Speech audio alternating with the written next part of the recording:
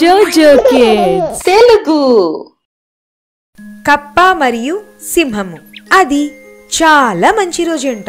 ఒక కప్ప ఒళ్ళంతా బురదతో వచ్చి కూర్చుంది. అప్పుడే దాహంతో ఒక సింహం వచ్చింది. దానికి బాగా దాహం వేసింది. కానీ ఎప్పుడైతే చెరువులో కప్పని చూసిందో ఇలా అనుకుంది, చీచీ, చెరువులో ఈ కప్పల వల్ల ఎంత దుర్వాసన వస్తుందో, నేనైతే భరించలేకపోతున్నా. ఇక్కడి నుంచి వెళ్ళిపోవడమే నాకు మంచిది. సింహం అక్కడి నుంచి వెళ్ళిపోయింది. కానీ కప్ప సింహం వెళ్ళడం చూసి చాలా ఆనందించింది. అప్పుడది ఇలా అనుకుంది, సింహం నన్ను చూసి ఏమీ చేయకుండానే వెళ్ళిపోయింది. అది నన్ను యుద్ధానికి పిలుస్తుందనుకుంటా. అందుకే నా నుండి భయపడి అది దూరంగా వెళ్ళిపోయిందేమో. హహా. కప్ప చాలా ఆనందించింది. నేను సింహాన్ని యుద్ధానికి పిలిచాను. అది వెళ్ళి తన అమ్మ నాన్నకు మొత్తం విషయం చెప్పింది. కప్ప యొక్క నాన్న దానికి నచ్చ చెప్పాడు. బాబు, అది నీ నుంచి భయపడి కాదు, నీ దుర్వాసనకి దూరంగా వెళ్ళిపోయింది. కప్పకి ఆ విషయం అస్సలు నచ్చలేదు. బాబు, మనం హాయిగా బురద నీటిలో ఉండాలి. అప్పుడు అది ఇంకా ఎక్కువ దుర్వాసన వస్తుంది కదా. అప్పుడు రోజు సింహాన్ని కలిసే అవకాశం వస్తుంది. కప్ప తన నాన్న మాట విన్నది. ఎప్పుడైతే సింహం దగ్గరికి వచ్చిందో తన చుట్టుపక్కల దుర్వాసన వచ్చేసింది. అలా అది తట్టుకోలేక మళ్ళీ పారిపోయింది. అప్పటి నుంచి కప్ప ఎప్పుడు కూడా బురదలోనే ఉండడం మొదలుపెట్టింది. ఎందుకంటే జంతువులన్నీ దగ్గరికి రావని. ఇదే కప్పల యొక్క తెలివితేటలు. గుడ్లగూబ యొక్క సలహా. ఒకసారి గుడ్లగూబ రాత్రి మెలకువగా ఉన్నప్పుడు ఒక చిలుకని తీయగా పాడడం విన్నది. అరే, ఈ రాత్రి వేళ ఎవరు పాడుతున్నారు? పద వెళ్ళి చూద్దాము. గుడ్లగూబ ఎగిరిందో లేదో అది ఒక కోయల్ని చెట్టుపై ఉండటం చూసింది. అరే, ఇది కూకు కోకిల. ఎలా ఉన్నావు కోయిలమ్మా? నేను చాలా బాగున్నా. ఇంత రాత్రి వేళ ఎందుకు పాడుతున్నావు?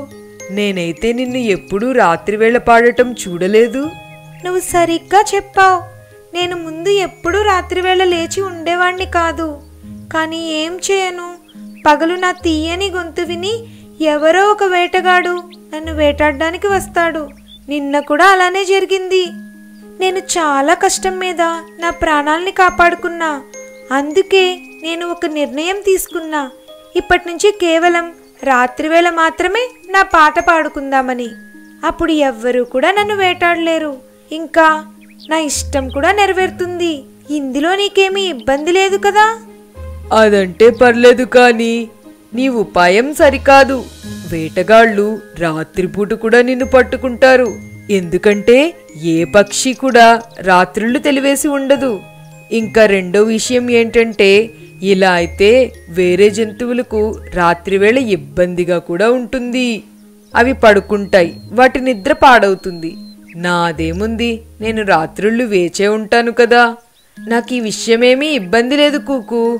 కానీ ఈరోజు కాకపోయినా రేపు నీకు తెలిసి వస్తుంది. కోయిలకి గుడ్లగూబ యొక్క మాట అర్థమైంది. కానీ నేను నా భయానికి ఏం చేయను. నాకు వేటగాళ్ళంటే చాలా భయం. ఎల్లప్పుడూ జాగ్రత్తగా ఉండు. భయంతో మనం అస్సలు బతకలేము.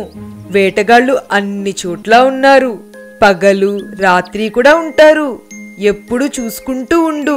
ఇంకా మన అడవి చాలా మంచిది. అన్ని జంతువులు ఇంకొకరికి సాయం చేస్తాయి. భయపడకుండా ఆనందంగా ఉండు. నువ్వు సరిగ్గా చెప్పావు. నువ్వు చాలా మంచిదానివి. ఎంత చక్కగా నా భయాన్ని పోగొట్టావో. నేను రేపటి నుంచి నా దినచర్యని మునిపట్లాగానే ఉంచుకుంటా. ఇంక ఎవ్వరికీ భయపడ్ను. మరి అలా గుడ్లగూబ వల్ల కుకు కోయిలమ్మ తన భయాన్ని దూరం చేసుకుంది. చెవులు పిల్లుల యొక్క నిర్ణయం. ఒకరోజు చెవులు పిల్లులన్నీ వాటి సమస్యలపైన మాట్లాడడానికి ఒకే చోట చేరుకున్నాయి. ఒక చెవులు పిల్లి ఏమందంటే, మనం అన్ని జంతువుల కన్నా చాలా అందంగా ఉంటాము. మనకన్ని క్రూర మృగాల నుంచి, పశుపక్షుల నుంచి మన ప్రాణాలకు ఆపద పొంచి ఉంది. మనల్ని చూసి ఎవ్వరూ భయపడరు. కానీ మనం అందరికీ భయపడాలి. ఏనుగైతే మన దగ్గరకు కూడా రాదు. కానీ దాని శరీరం ఎంత పెద్దదంటే 100 కొద్ది చెవుల పిల్లులు దాని కాళ్ళ కింద పడి చనిపోతాయి. ఈ అడవిలో కేవలం బలవంతులు మాత్రమే జీవించగలరు. మల్లాగా చిన్నవారు, బలహీనులు ఈ అడవిలో బతకడం చాలా కష్టం. దీనికి ఏదైనా ఒక ఉపాయం ఆలోచించాలని అనుకుంటున్నా. అన్ని చెవుల పిల్లలు నిరాశగా మాట్లాడడం విని ఒక ముసలి చెవుల పిల్లి ఇలా అంది. నేను నా సమస్యకి ఉపాయం వెతుకుతున్నాను. అది మన కష్టాల్ని దూరం చేస్తుంది. మనమందరం ఈ అడవిని వదిలి వెళ్ళిపోవాలి. ముసలి చెవుల పిల్లి మాటలు అన్ని చెవుల పిల్లలకి నచ్చింది. అవి అన్నీ కలిసి అడవిని వదిలి వేరే అడవికి వెళ్ళడానికి సిద్ధపడ్డాయి. అన్ని చెవుల పిల్లలు అడవి నుంచి వెళ్ళిపోతుండగా వాటి మధ్యలో పెద్ద గొడవ అయింది. చెవుల పిల్లలు గొడవ పడ్డం చూసి నది ఒడ్డునే ఉన్న అన్ని కప్పలు వెంటనే నీటిలోకి దూకేశాయి. అప్పుడే ముసలి చెవుల పిల్లి ఇలా అంది. అరే మిత్రులారా, మనకి భయపడి చూడండి, కప్పలు ఎలా నీటిలోకి దూకాయో. మనకి కూడా భయపడేవారు ఉన్నారని మనం గుర్తించాలి.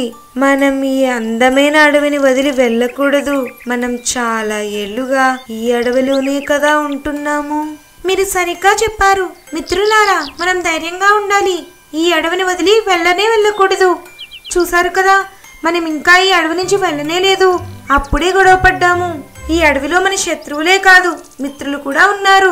వారితో మనం ఆడుకుంటున్నాము, రోజంతా గడుపుతున్నాము. మనం ఇక్కడే హాయిగా ఉండాలి. ఈ అడవిని వదిలి వెళ్దామన్న ఆలోచన మనం మానుకోవాలి. మరి అలా ఎవరు కూడా అడవిని వదిలి వెళ్లకుండా ఎవరింటికి వాళ్ళు వెళ్ళిపోయారు. మనం ఎప్పుడూ కూడా బలహీనులమని అనుకోకూడదు. సీతాకోక చిలుక మరియు సోను. సోను చాలా అల్లరి పిల్లవాడు. తనకి సీతాకోక చిలుకను పట్టుకోవడం అంటే చాలా ఇష్టం. అబ్బా, ఎంత అందమైన సీతాకోక చిలుకో! ఎప్పుడైతే సీతాకోక చిలుకను పట్టుకునేవాడో దాని రెక్కలు విరిగి పడిపోయేవి. కానీ అది ఎలాగో ఒకలా తప్పించుకుని వెళ్ళిపోయేది.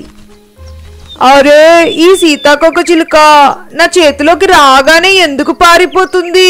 ఇలా ఎందుకు అవుతోంది? నాకు సీతాకోక చిలుక కావాలి, నాకు సీతాకోక చిలుక కావాలి. ఈ సోను మనల్ని చాలా ఇబ్బంది పెడుతున్నాడు. వీడు చాలా అల్లరి పిల్లవాడు. వీడి నుంచి మనం దూరంగా ఉండాలి. మీరు జాగ్రత్తగా ఉండండి. ఈ రోజైతే నేను సీతాకోక చిలుకని పట్టుకొనే తీరుతాను. సోను రెండో రోజు తన లంచ్ బాక్స్ ని పట్టుకొని వచ్చాడు.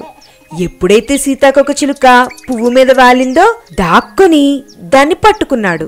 అబ్బా, ఈ రోజు నేను సీతాకోక చిలుకను పట్టుకున్నాను. భలే భలే భలే భలే! సోను చాలా ఆనందంగా నవ్వడం మొదలుపెట్టాడు. కొంతసేపటి తర్వాత ఎప్పుడైతే డబ్బా తెరిచాడో అప్పుడు పాపం సీతాకోక చిలుకని నెమ్మదిగా ఊపిరి పీల్చుకోవడం చూశాడు. అరే, ఇదేంటి? నీకు ఏమైంది? నీకోసం ఇప్పుడే నీళ్లు పట్టిస్తా.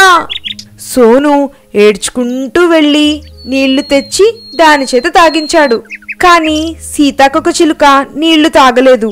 ఇంకా అది భయపడుతూ కనిపించింది. అయ్యో, నీకు ఏమైంది? అరే, ఏమవుతుంది నీకు? నేను ఈరోజు సీతాకోక చిలుకను పట్టుకున్నాను, కానీ దాని ఒంట్లో బాగోలేదేమో.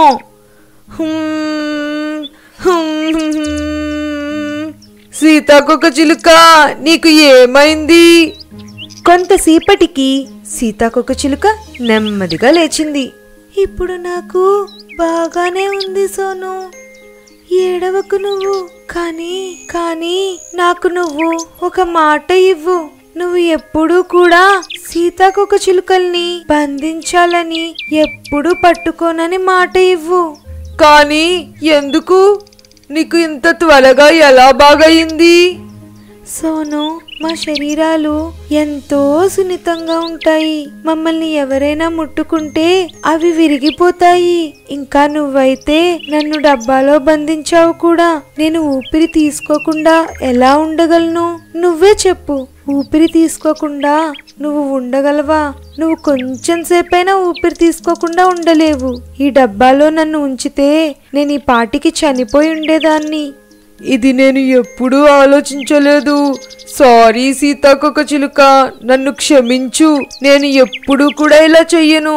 ఇంకా ఏ సీతాకోక చిలుకని పట్టుకోను. నువ్వు బానే ఉన్నావు కదా?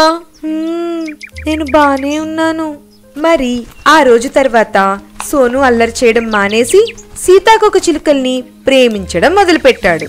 మూర్ఖుడైన గుర్రం. ఒక అడవిలో ఒక గుర్రం ఉండేది. అది ఎక్కడైతే నివసించేదో అక్కడే పచ్చని గడ్డి కూడా ఉండేది. ఆ గడ్డి చాలా రుచికరంగా చాలా బాగుండేది. అది ఆ గడ్డిని చాలా ఇష్టంగా తినేది. దాని జీవితం అంతా చాలా హాయిగా నడుస్తూ ఉండేది. అనుకోకుండా ఒకరోజు అక్కడికి ఒక ఏనుగు వచ్చింది. ఏనుగుకి ఆ గడ్డిలో నడవడం అంటే చాలా ఇష్టం ఉండేది. తన పచ్చని గడ్డి పడిపోవడం చూసి గుర్రం చాలా బాధపడింది. ఏనుగు ఆ చోటుని చాలా ఇష్టపడింది. ఇంకా ఏనుగు అక్కడి నుంచి వెళ్ళడానికే ఇష్టపడలేదు. ఏనుగుని ఇక్కడి నుంచి ఎలా అయినా వెళ్ళగొట్టాలి. ఏనుగుకి పెద్ద శత్రువు సింహం. సింహం యొక్క సాయం తీసుకుంటా. గుర్రం సింహం దగ్గరికి వెళ్ళింది. సింహం రాజు గారు, ఏనుగు నా పచ్చని గడ్డి మొలిచే చోటుని ఆక్రమించుకుంది. దానిని తరిమేయడానికి నాకు సాయం చేయండి. సింహం కోపంతో ఇలా అంది. మూర్ఖపు గుర్రం, నాకు చాలా ఆకలిగా ఉంది. నాలో శక్తి కూడా లేదు ఇప్పుడు. ఏనుగు చాలా బలవంతుడు కదా. ఇక్కడి నుంచి వెళ్ళిపో, లేదంటే నేనే నిన్ను తినేస్తా. గుర్రం సింహానికి భయపడిపోయి అక్కడి నుంచి పారిపోయింది. అప్పుడు ఒక రోజు ఒక వేటగాడు వేటకొచ్చాడు. అప్పుడు ఆ గుర్రం వేటగాడి యొక్క సాయం అడుగుదామని అనుకుంది. షికారి గారు, దయచేసి నాకు సాయం చేయండి. నేను ఎక్కడైతే ఉంటానో అక్కడ ఒక ఏనుగు వచ్చి ఆక్రమించుకుంది.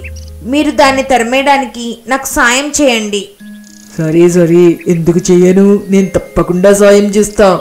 ముందు నన్ను నీ వీపు మీద కూర్చోబెట్టి అక్కడికి తీసుకువెళ్ళు.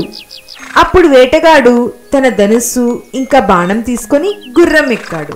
వేటగాడికి గుర్రం ఎక్కి వెళ్ళడం అంటే చాలా బాగా అనిపించింది. కొద్దిసేపటికే ఇద్దరు ఏనుగు దగ్గరికి వచ్చేశారు. ఏనుగు విచిత్రంగా చూసి ఇలా అనుకుంది. గుర్రం మీద ఈ మనిషి ఎవరు? ఇంతలో వేటగాడు ఏనుగుని గురి చూసి విషంతో ఉన్న బాణం వదిలాడు. బాణం తగలగానే ఏనుగు అటు ఇటు పరిగెత్తింది. కానీ ఏనుగు అక్కడే పడిపోయింది. బాణం విషంతో ఉండడం వల్ల ఏనుగు చనిపోయింది. గుర్రం వేటగాడితో ఇలా అంది. నీకు నా ధన్యవాదాలు. ఇప్పుడు నువ్వు ఇంక కిందకి దిగు. తాడు విప్పై, ఇంక బంధం తీసేసాయి.